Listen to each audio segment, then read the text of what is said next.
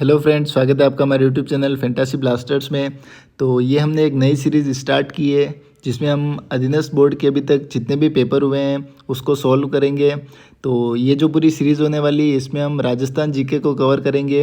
Rajasthan GK में हम art and culture, history और ज्योग्राफी को कवर करेंगे। पॉलिटी की क्लास है वो हम अलग से लेंगे। तो सबसे पहला पेपर जो हमारा है वो सीईटी ग्रेजुएशन लेवल का है जो भी हाल ही में हुआ था।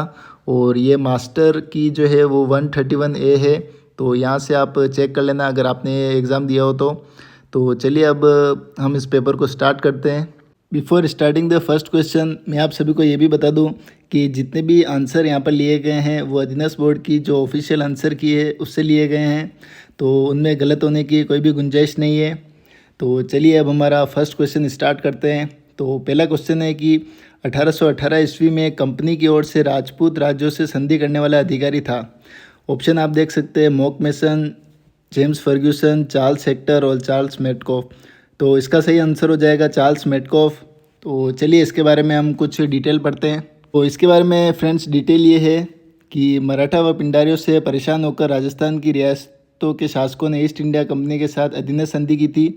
और ये सिकवाल में आपको आंसर देखने को मिल जाएगा कि 1818 में कंपनी की ओर से राजपूत राज्यों से संधि करने वाला अधिकारी चार्ल्स मेटकॉफ था। अब इसमें इंपॉर्टेंट क्वेश्चन और क्या बन सकते हैं वो मैं आपको बताऊंगा कि सर्वप्रथम कौन सी रियासत थी जिसने अंग्रेज़ों के साथ संधि की थी। तो वो करौली के राजा हरबख्श पाल ने।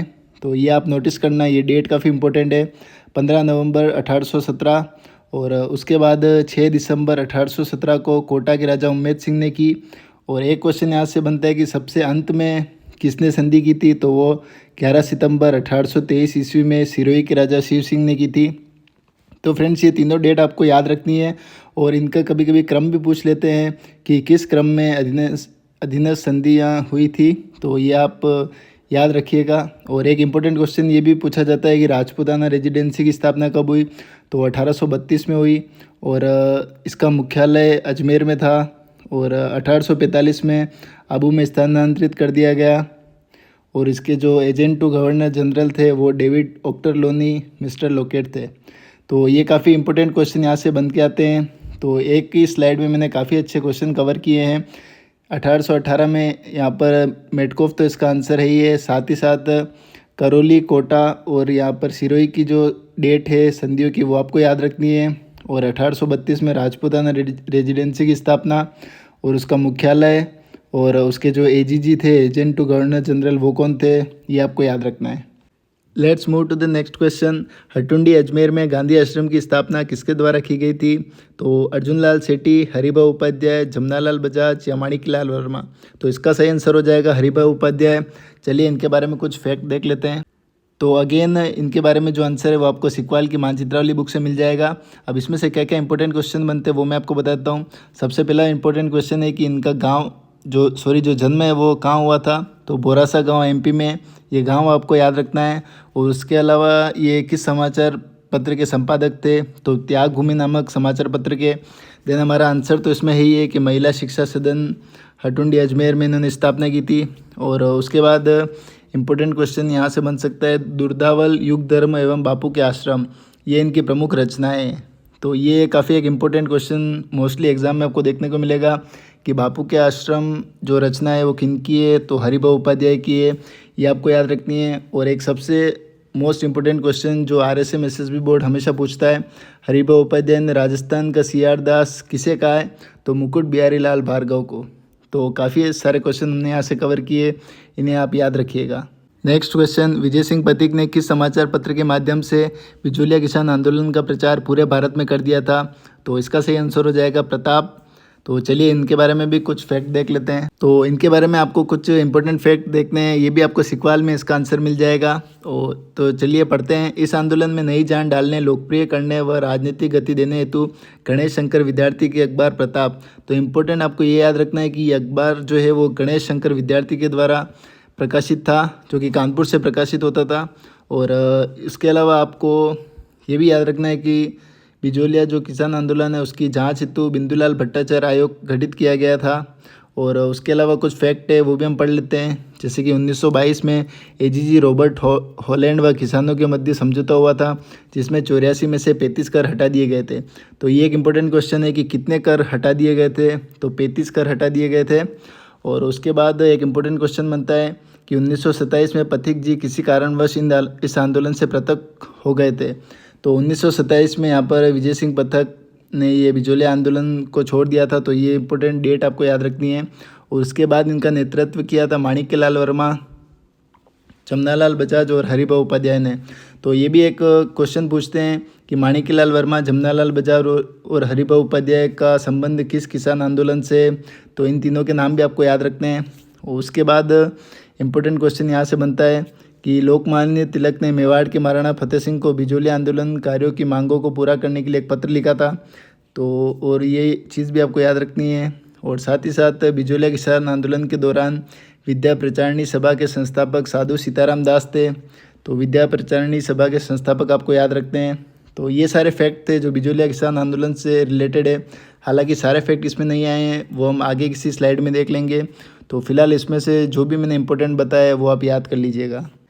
नेक्स्ट क्वेश्चन, अधोलिखित कथनों को सावधानीपूर्वक पढ़िए और इसमें से सही कोड का चयन करना है। तो पहला कथन है 19वीं सदी के उत्तरार्ध में मेवाड़ में देश हितैषणी सभा की स्थापना की गई थी। और दूसरा कथन है सभा का मुख्य उद्देश्य समाज सुधार था। तो मैं आपको डायरेक्ट इसका आंसर बताता हूँ, दोनों कथन यहाँ पे सही है। तो चलिए अब ये मेवाड़ में जो देश हितैषणी सभा थी इसकी डेट काफ़ी पूछी जाती है, तो इसकी डेट को हम याद करते हैं। ये डेट आपको याद रखनी है 2 जुलाई 1877। कवि श्यामल दास भी इसके सदस्य थे। और ये आंसर है, ये आपको स्प्रिंग बोर्ड के नोट्स में मिल जाएगा। नेक्स्ट क्वेश्चन है 1857 की क्रांति में अंग्रेज एवं जोधपुर राज्य की संयुक्त सेना को किसने पराजित किया। ठाकुर खुशहाल सिंह ने, जयदयाल ने, मेहराब खान ने या रावत राम सिंह ने। तो इसका सही आंसर हो जाएगा ठाकुर खुशहाल सिंह ने। देन हमारा क्वेश्चन है निम्नलिखित ठिकानों में से किसने चवरी कर लगाया। कुचामन, डीडवाना, भैंसरोडगढ़ या फिर बिचौलिया। इसका सही आंसर हो जाएगा बिचौलिया। और ये भी आपको सिकवाल में इसका आंसर देखने को मिल जाएगा। तो चलिए बिजोलिया किसान आंदोलन के बारे में कुछ फैक्ट देख लेते हैं। सबसे पहला इंपॉर्टेंट फैक्ट है कि इसमें सर्वाधिक किसान थे वो धाकड़ जाति के थे, ये आपको याद रखना है। और राजस्थान का प्रथम संगठित अहिंसात्मक असहयोग और सबसे लंबा चलने वाला आंदोलन था, जिसकी शुरुआत 1897 से 1941 तक जो चला। और इसका जो पहला विद्रोह है वो 1905 में भड़का। और उसके अलावा इम्पोर्टेंट चीज़ें हैं इसमें, जैसे कि जगनेर भरतपुर के अशोक परमार को महाराणा सांगा ने 1527 ईस्वी में खानवा के युद्ध में सहयोग देने के कारण उपहार में दिया। और जो बिजोलिया जागीर थी वो इन्हें उपहार में दी। और इस आंदोलन का जनक साधु सीताराम दास, तो इसके जनक आपको याद रखने हैं, काफ़ी एग्जाम में ये पूछा जाता है। और उसके अलावा 1916 में पथिक जी इस आंदोलन से जुड़े थे, उन्होंने नेतृत्व किया। और 1920 के नागपुर अधिवेशन में गांधी जी ने बिजोलिया किसान आंदोलन को आशीर्वाद दिया। और यहाँ से हमारा जो क्वेश्चन था उसका आंसर कि 1903 में यहाँ के ठाकुर कृष्ण सिंह ने चौरी कर लगाया। तो चौरी कर क्या है वो आप यहाँ देख सकते हैं कि लड़की के शादी पर ठाकुर को 5 रुपये का कर देना पड़ता था, और जिसका विरोध के कारण इसे 1904 में हटाया। तो 1903 में कृष्ण सिंह ने चौरी कर लगाया, वो आपको याद रखना है। और जस्ट उसके 3 साल बाद 1906 में उसके उत्तराधिकारी पृथ्वी सिंह ने तलवार बधाई कर लगाया। तो ये दोनों इंपॉर्टेंट फैक्ट आपको याद रखने हैं जो कि एग्ज़ाम में पूछे जाते हैं। और उसके अलावा है कि जैसलमेर एकमात्र ऐसी रियासत थी जो उत्तराधिकारी जो कर था वो जिससे नहीं लिया जाता था। तो ये इंपॉर्टेंट चीज़ें आपको याद रखनी है। कुछ क्वेश्चन ऐसे हैं जिनमें हम डायरेक्ट फैक्ट देखेंगे, जिनमें कोई डिटेल नहीं है। जैसे कि ये मेहंडसर प्रसिद्ध है, तो मेहंडसर सोने की चित्रकारी के लिए या फिर मुगलकालीन चित्रों की अधिकता के लिए या 360 खिड़कियों की हवेली के लिए या सती माता मंदिर के लिए। इसका सही आंसर हो जाएगा सोने की चित्रकारी के लिए, ये आपको याद रखना है। नेक्स्ट क्वेश्चन, शिक्षा संत के रूप में प्रसिद्ध स्वामी केशवानंद का जन्म कहाँ हुआ। बाणासुर गांव, मंगलूना गांव, हरनावा गांव या रामपुरा बेरी। तो इसका सही आंसर हो जाएगा मंगलूना गांव, जो कि सीकर डिस्ट्रिक्ट में है। और ये केशवानंद ये एक फ्रीडम फाइटर थे। नेक्स्ट क्वेश्चन है, भारतीय लोक कला मंडल संस्थान कहाँ स्थित है। उदयपुर, जोधपुर, टोंक या फिर जयपुर। इसका सही आंसर हो जाएगा उदयपुर में। और इसकी स्थापना 1952 में देवीलाल सामर द्वारा की गई थी। इसकी डेट आपको याद रखनी है, एग्जाम में पूछा जाता है। नेक्स्ट क्वेश्चन, कार्तिक महीने में चंद्रभागा पशु मेला राजस्थान में किस स्थान पर आयोजित होता है? झालावाड़, झालरापाटन, केशवराय पाटन या सीताबड़ी? अब इसमें डीपली क्वेश्चन पूछा है कि हालांकि झालावाड़ में होता है, बट इन्होंने झालावाड़ के अंदर भी एक झालरापाटन नामक जगह है, तो इसका सही आंसर झालरापाटन हो जाएगा। ये आपको याद रख। अगेन इसका आंसर भी आपको सिक्वाल मानचित्रावली में मिल जाएगा। और चंद्रभागा पशु मेला कार्तिक शुक्ल एकादशी से मार्गशीर्ष कृष्ण पंचमी तक झालरापाटन में बढ़ता है। नेक्स्ट क्वेश्चन, चित्तौड़गढ़ स्थित विजय स्तंभ पर पहला स्मारक डाक टिकट कब जारी किया गया? तो 1949 में, याद रखना है आपको। इसके बारे में कुछ फैक्ट देख लेते हैं। इसे कीर्ति स्तंभ, विष्णु को समर्पित होने के कारण विष्णु ध्वज, मूर्तियों का अजायब घर, भारतीय मूर्तिकला का विश्वकोश, विक्ट्री स्तंभ, तो जितने भी उपनाम यहाँ पर विजय स्तंभ के हैं ये आपको याद कर लेने हैं। ये सारे उपनाम जो है ये पूछे जाते हैं एग्ज़ाम में। और उसके अलावा आपको याद करना है कि उन्होंने किसकी स्मृति में बनाया था? तो मालवा महमूद खिलजी प्रथम पर विजय की स्मृति में बनाया था। और ये 9 मंजिला है, 120 फुट ऊंचा, और इसमें 157 सीढ़ियाँ हैं। तो विजय स्तंभ में ऐसे क्वेश्चन बनते हैं, आपको ये जो है क्वेश्चन में व्याख्या दे देंगे कि इसमें 9 मंजिला है, 120 फुट ऊंचा है, 157 सीढ़ियाँ है, इनमें से कौन सा कथन सही है या गलत है, तो ये आपको याद रखना है। और इसकी कौन सी मंजिल पर अल्लाह लिखा है? तो तीसरी मंजिल पर 9 बार अल्लाह लिखा है। और कर्नल जेम्स टोड ने इसके बारे में कहा है, यह कुतुब मीनार से भी बेहतरीन इमारत है। तो कथन वाले क्वेश्चन भी पूछते हैं, आपको कथन दे देंगे कि यह कुतुब मीनार से भी बेहतरीन इमारत है, ये किसने कहा है? तो कर्नल जेम्स टोड ने। ये सब चीज़ें याद रखनी है।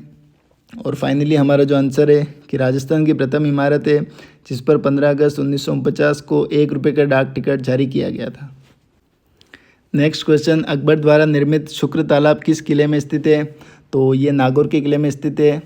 उसके अलावा नेक्स्ट है, लोद्रवा प्रसिद्ध है। तो लोद्रवा यहाँ पर जैनियों के लिए प्रसिद्ध है। मैं डायरेक्ट कुछ मैं आंसर बता रहा हूँ ताकि वीडियो ज़्यादा लंबी ना हो जाए इसलिए। अगला क्वेश्चन है, साहिबदीन नामक चित्रकार को मेवाड़ के किस शासक का संरक्षण प्राप्त था? महाराणा राज सिंह, महाराणा अमर सिंह, महाराणा जगत सिंह फर्स्ट या महाराणा कुंभा? तो इसका सही आंसर हो जाएगा महाराणा जगत सिंह फर्स्ट। चलिए इनके बारे में फैक्ट देखते हैं। तो इसका आंसर भी हमें जो सिक्वाल की मानचित्रावली है उसमें मिल जाएगा। तो मेवाड़ शैली के बारे में कुछ पढ़ लेते हैं। जैसे कि ये राजस्थान की सबसे प्राचीन शैली है और इसका जो विकास है वो तो कुंभा के शासनकाल में हुआ था, लेकिन इसका स्वर्ण काल है वो जगत सिंह प्रथम को कहा जाता है। तो यहाँ से क्वेश्चन बनता है कि मेवाड़ शैली का स्वर्ण काल किसके टाइम था? तो वो जगत सिंह प्रथम के। और कलीला दमना जो 2 पात्र हैं वो किस शैली से संबंधित रखते हैं? तो वो मेवाड़ शैली से। ये क्वेश्चन भी काफ़ी पूछा जाता है। और जगत सिंह प्रथम ने राजमहल में चितेरे की ओवरी नाम से चित्रकला का विद्यालय खोला, ये भी आपको याद रखना है। और मेवाड़ चित्रकला शैली को सुव्यवस्थित रूप देने का श्रेय महाराजा जगत सिंह को दिया जाता है। और जिसके काल में मेवाड़ में रागमाला, रसिक प्रिया, गीत गोविंद जैसे लघु विषय चित्रों पर चित्रण हुआ। और ये हमारा आंसर कि साहिबदीन व मनोहर उदयपुर शैली के चित्रकार हैं।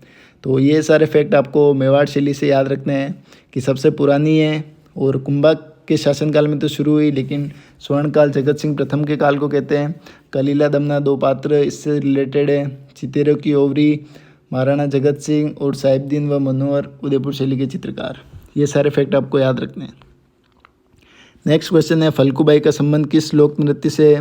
भवाई, चरी, कालबेलिया या तेरताली? इसका सही आंसर हो जाएगा। इसका आंसर भी आपको सिक्वाल की मानचित्रावली में मिल जाएगा कि चरी नृत्य गुर्जर जाति का नृत्य है। किशनगढ़ की फल्गुबाई इस नृत्य की प्रसिद्ध नृत्यांगना है। अगला क्वेश्चन, निम्नलिखित में से कौन सा वाद्य यंत्र बाकी 3 से अलग है? खड़ताल, मशक, शहनाई या अलगोजा? तो इसका सही आंसर हो जाएगा खड़ताल। खड़ताल में आप ताल वर्ड से रिलेटेड कर सकते हैं। तो खड़ताल जो है वो घन वाद्य यंत्र है। घन वाद्य यंत्र वे होते हैं जो कि मेटल से रिलेटेड होते हैं। तो ताल से आप वही कर सकते हैं कि किस पे चोट करेंगे तो ताल करेंगे, वो उससे रिलेटेड। और मशक, शहनाई, अलगोजा ये सुशिर वाद्य यंत्र है जिनको फूंक देकर बजाते हैं। तो इसका सही आंसर हो जाएगा खड़ताल, जो कि इन तीनों से अलग है।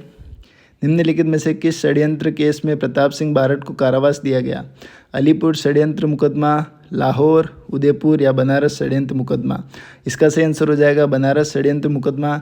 चलिए प्रताप सिंह बारठ के बारे में कुछ फैक्ट देख। इसका आंसर भी हमें सिक्वाल की मानचित्रावली में मिल जाएगा। तो इनके बारे में इंपॉर्टेंट क्वेश्चन बनते हैं कि इनका जन्म उदयपुर में हुआ था और ये केसरी सिंह बारठ के तो पुत्र थे और जोरावर सिंह बारठ के भतीजे थे।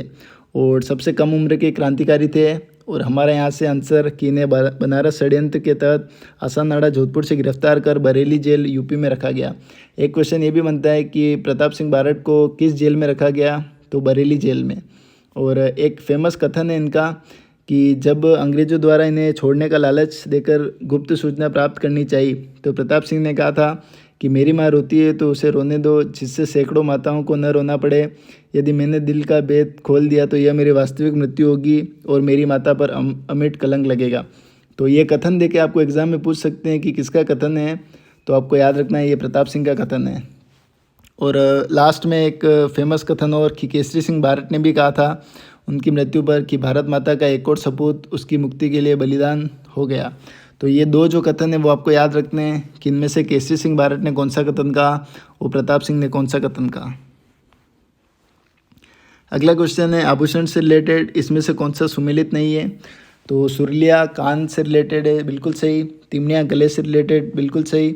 रमजोल जो है वो कलाई में नहीं, वो पैर में पहनी जाती है, तो यहाँ से हमारा सी जो है वो गलत हो जाएगा। और तगड़ी है वो कमर में, सही है। नेक्स्ट क्वेश्चन है श्रीधर अंधारे को किस चित्रशैली को प्रकाश में लाने का श्रेय दिया जाता है, किशनगढ़, देवगढ़, शाहपुरा या उनियारा। इसका सही आंसर हो जाएगा देवगढ़। इसके बारे में भी कुछ देखते हैं फैक्ट। इसका आंसर हमें स्प्रिंग बोर्ड के नोट्स में मिल जाएगा। तो देवगढ़ जो चित्रशैली वो देख सकते हैं आप 1680 में द्वारिका चुंडावत के समय प्रारंभ। और हमारा आंसर कि श्रीधर अंधारे ने इस चित्रकला को महत्व प्रदान किया और ये मेवाड़, मारवाड़ और ढूंढाड़ का मिश्रण है। तो एक क्वेश्चन पूछा जाता है कि कौन सी ऐसी शैली है चित्रकला शैली जो मेवाड़, मारवाड़ और ढूंढाड़ का मिश्रण है, तो इसका सही आंसर है देवगढ़। ये आपको याद रखना है। और अजारक की ओबरी और मोती महल इसके अच्छे चित्र हैं। अगला क्वेश्चन सुमेलित करना है, तो हम डायरेक्ट सुमेलित करते हुए चलते हैं। करणी माता आपको पता ही है देशनोक बीकानेर में चारण जाति की जो कुल देवी है। सकराय माता झुंझुनू में जो कि खंडेलवाल जाति की कुल देवी है। और आई माता सिरवी जाति की और नारायणी माता यहाँ पर नई जाति की जो कि अलवर में। और आई माता बिलाड़ा जोधपुर में। नेक्स्ट क्वेश्चन है बातारी फुलवारी कितने खंडों में विभक्त है, 8, 10, 14 या 16। इसका सही आंसर हो जाएगा 14। चलिए इसके बारे में भी फैक्ट देखते हैं। इसका आंसर आपको स्प्रिंग बोर्ड के नोट्स में मिल जाएगा। बातारी फुलवारी 14 भाग है और ये विजयदान देथा की रचना है। इनकी और रचनाएं भी आप यहाँ सामने देख सकते हैं, दुविधा, तीड़ोराव, मारो बदलो और अलेकू हिटलर। तो आपको ये सारी रचनाएं देके पूछ सकते हैं कि ये इनके जो रचनाकार है वो कौन है। नेक्स्ट क्वेश्चन गोविंद देव मंदिर जयपुर एवं मदन मोहन मंदिर करौली का संबंध किस संप्रदाय से है, तो इसका आंसर हो जाएगा गौड़ीय संप्रदाय, आप याद रखिएगा।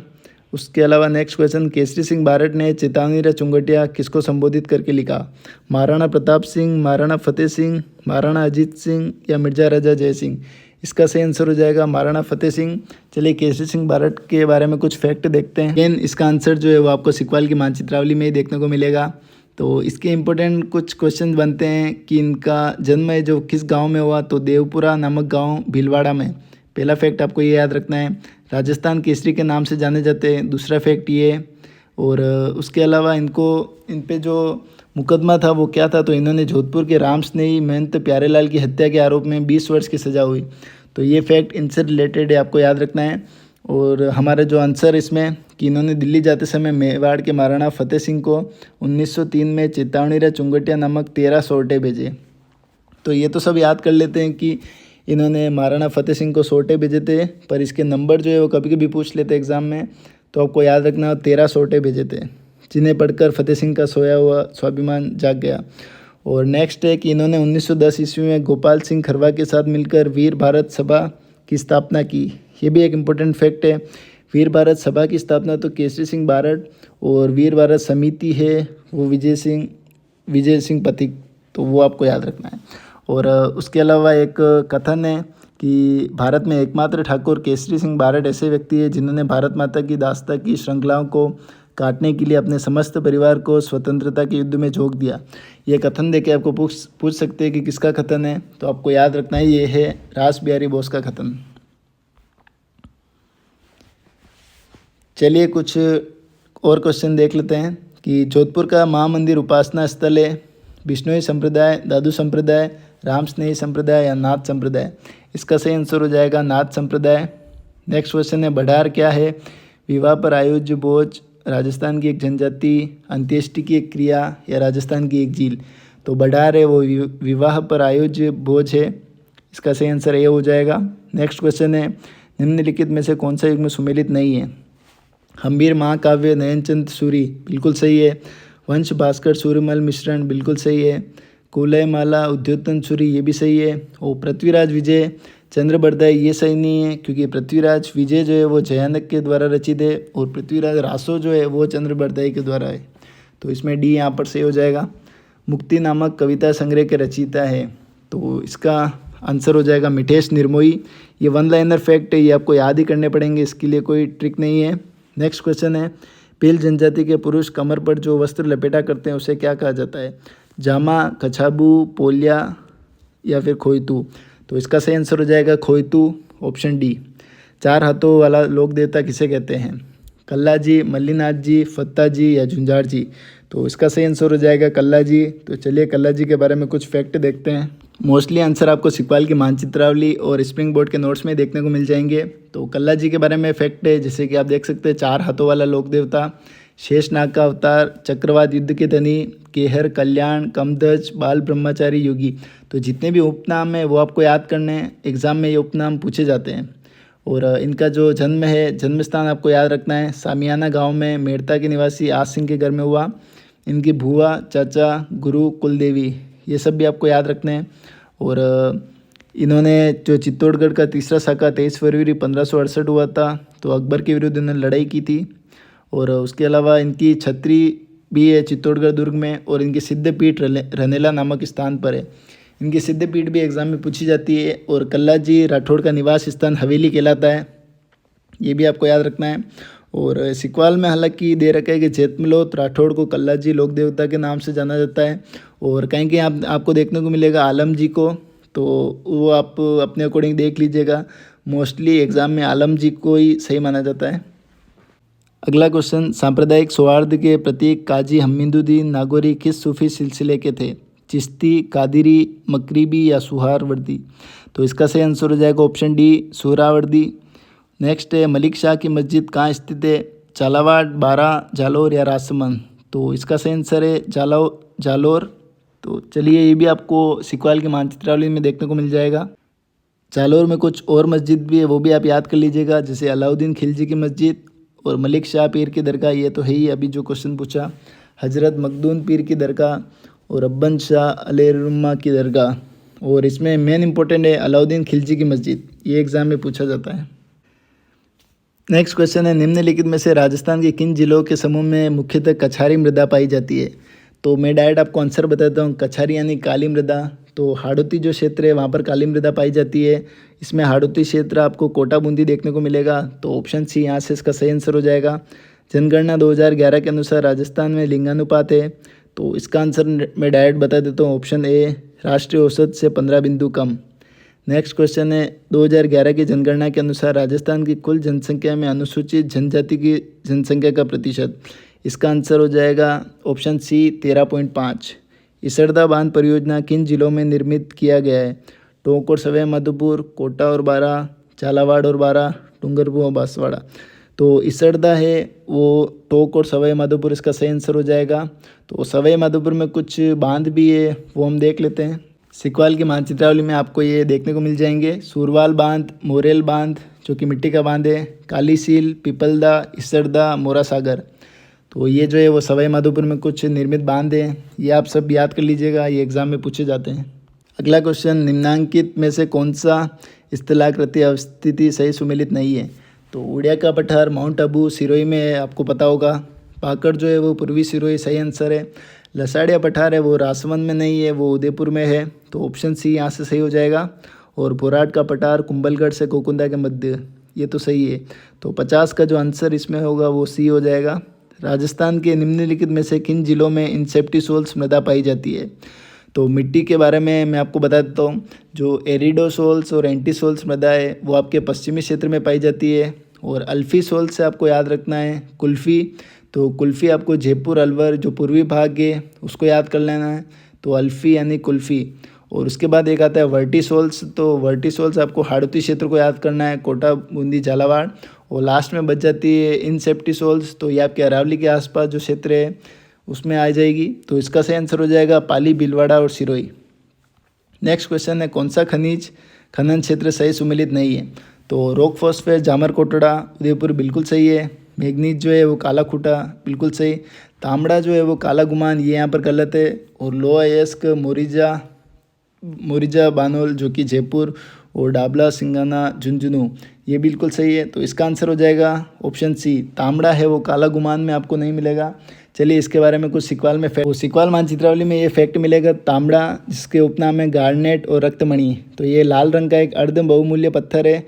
इसके उत्पादक क्षेत्र है सरवाड़, अजमेर और राजमहल टोंक। तो ये आपको याद रखना है, ये एग्जाम में पूछे जाते हैं। सरवाड़, अजमेर और राजमहल टोंक में ज़्यादातर क्या उत्पाद होता है? तो तांबड़ा, गार्नेट या रक्तमणि। नेक्स्ट क्वेश्चन है, शेरगढ़ वन्यजीव अभ्यारण्य किस जिले में स्थित है? बूंदी, बारा, सवाई माधोपुर या फिर करौली? तो शेरगढ़ वन्यजीव अभ्यारण्य है वो यहाँ पर बारा जिले में है, ये आप याद रखिएगा। नेक्स्ट है, राजस्थान का सबसे बड़ा कृषि जलवायु प्रदेश कौन सा है? शुष्क पश्चिमी मैदान, अति शुष्क आंशिक सिंचित क्षेत्र, आंतरिक प्रवाह का शुष्क क्षेत्र या उप आर्द्र दक्षिणी मैदान? इसका सही आंसर हो जाएगा ऑप्शन बी, अति शुष्क आंशिक सिंचित क्षेत्र। बिथड़ी पवन ऊर्जा परियोजना राजस्थान के किस जिले में स्थापित की गई है? जैसलमेर, बीकानेर, चित्तौड़गढ़ या फिर जोधपुर? इसका सही आंसर हो जाएगा फ्रेंड्स जोधपुर। नेक्स्ट क्वेश्चन है, राजस्थान में कौन से जिलों में जनसंख्या घनत्व 100 व्यक्ति प्रति वर्ग किलोमीटर से कम पाया जाता है? इसका मतलब है कि जनसंख्या घनत्व कुल मिला के कहाँ पर कम है? तो आप सभी को पता है जैसलमेर तो ऑब्वियसली है ही है, जहाँ पर काफ़ी कम लोग हैं। और उसके आसपास के हम क्षेत्र देख लेंगे, जैसे बाड़मेर हो गया और बीकानेर। तो इसका सही ऑप्शन हो जाएगा ऑप्शन बी, जैसलमेर, बाड़मेर और बीकानेर। उसके अलावा नेक्स्ट क्वेश्चन है, राजस्थान राज्य पर्यावरण नीति किस वर्ष में घोषित की गई थी? 2008, 2010, 2013 या फिर 2018? इसका सही आंसर हो जाएगा 2010, ऑप्शन बी। राजस्थान के किस भाग में मक्का का सर्वाधिक उत्पादन होता है? तो मक्का आपको पता ही है, राजस्थान के दक्षिणी में लाल लोमी मृदा पाई जाती है और उधर मक्का सबसे ज़्यादा देखने को मिलेगा आपको। तो इसका सही आंसर हो जाएगा दक्षिणी तथा दक्षिणी पूर्वी, ऑप्शन ए। अगला क्वेश्चन है, निम्नलिखित में से कौन सा राजनीतिक कार्यकर्ता संबंधित देशी राज्य से सुमेलित नहीं है? तो मैं डायरेक्ट इसका आंसर बताता हूँ, ऑप्शन बी यहाँ पर सुमेलित नहीं है, बाकी ऑप्शन ए, सी और डी सुमेलित है। नेक्स्ट है, भरतपुर राज्य प्रजा संघ की स्थापना हुई? तो ये भी डायरेक्ट फैक्ट है, 1928 में भरतपुर राज्य प्रजा संघ की स्थापना हुई थी।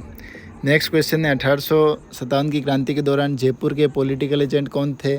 मोक मैसन, मेजर बर्टन, विलियम ईडन या मेजर मॉरिसन? तो इसका सही आंसर हो जाएगा विलियम ईडन। मोक मैसन थे वो जोधपुर के थे, मेजर बर्टन कोटा के और मेजर मॉरिसन जो पॉलिटिकल एजेंट थे वो वहाँ पर भरतपुर के थे। नेक्स्ट क्वेश्चन है, 2011 की जनगणना के अनुसार राजस्थान के किस जिले में न्यूनतम ग्रामीण लिंगानुपात था? जैसलमेर, पाली, टोंक या फिर धौलपुर? इसका सही आंसर हो जाएगा धौलपुर। चलिए सिकवाल में इसके फैक्ट देखते हैं। तो ये लिंगानुपात है राजस्थान में ग्रामीण और शहरी, ये आपको याद कर लेना है। ग्रामीण में सर्वाधिक पाली और न्यूनतम धौलपुर, जबकि शहरी में सर्वाधिक टोंक, न्यूनतम जैसलमेर। नेक्स्ट क्वेश्चन है, खस की घास मुख्य रूप से राजस्थान में पाई जाती है? भरतपुर और टोंक वन विभाग में, पश्चिमी राजस्थान में, दक्षिण पूर्वी राजस्थान हाड़ौती में या आबू पर्वत क्षेत्र में? इसका सही आंसर हो जाएगा भरतपुर और टोंक वन विभाग में। नेक्स्ट है, राजस्थान के किस जिले में जियोलॉजिकल सर्वे ऑफ इंडिया 2021 के नवीनतम सर्वेक्षण में सीमेंट ग्रेड लाइमस्टोन के विशाल भंडार मिले हैं? झालावाड़, जैसलमेर, चित्तौड़गढ़ या फिर पाली? इसका सही आंसर हो जाएगा option B, Jaisalmer. Next question है, सुमेलित करना है। तो अजरक प्रिंट है वो बाड़मेर की हो जाएगी, पावरलूम कपड़ों पर छपाई वो बालोतरा की, मोठड़ा जो है वो जोधपुर और मसूरिया साड़ियाँ जो होती है वो कैथून कोटा की। तो यहाँ से ऑप्शन सी इसका सही आंसर हो जाएगा सुमेलित करने पर। नेक्स्ट है, निम्नलिखित में से कौन सा सिंचाई परियोजना जिला सुमेलित नहीं है?